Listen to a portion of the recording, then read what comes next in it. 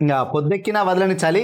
ఇంకా చలి తీవ్రత చూసినట్లయితే సాధారణంగా ఉన్నప్పుడు ఆదిలాబాద్లో 11.7 డిగ్రీల సెల్సియస్ ఉంటే ఇప్పుడు 5 డిగ్రీలకు పడిపోయిందంట.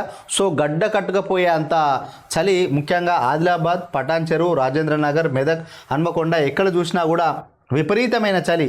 ఇంకా రాష్ట్రంలో చలి తీవ్రత కొనసాగుతుంది. సాయంత్రం 5 గంటల నుంచే మొదలవుతున్న చల్లగాలి మర్నాడు ఉదయం 10 దాటినా తగ్గడం లేదు. ఆరు బయటే కాదు, ఇంట్లో ఉన్న వారు గజగజ వణికిపోతున్నారు. వృద్ధులు, చిన్నారులు, రోగులు తీవ్ర ఇబ్బందులు పడుతున్నారు. ఆదివారం రాత్రి రాష్ట్ర వ్యాప్తంగా అన్ని చోట్ల ఉష్ణోగ్రతలు సాధారణానికి దిగువగా నమోదయ్యాయి. ఆదిలాబాద్ జిల్లా కేంద్రంలో ఏకంగా 6.5 డిగ్రీలు పడిపోయి 5.2 డిగ్రీల సెల్సియస్ నమోదైంది. ఉమ్మడి ఆదిలాబాద్ జిల్లా పరిధిలో దాదాపు అన్ని మండలాల్లో 10 డిగ్రీల లోపు ఉష్ణోగ్రత ఉంది అంట.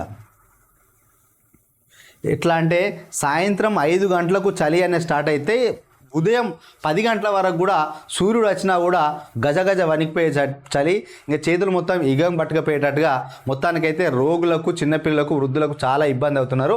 సో ప్రజలందరూ కొంత అప్రమత్తంగా ఉండాలి. చలి విపరీతంగా ఉంది. ఇంకా గడ్డగట్టుకపోయే చలిలాగా ఉంది. ఇంకా సాధ్యమైనంత వరకు సాయంత్రం 6 తర్వాత బయటికి పోకుండా ఇండ్లలో ఉండేటట్టుగా కొంత వెచ్చగా ఉంచుకునేటట్టు చూసుకోవాలి. స్వెటర్లు వేసుకోవాలి.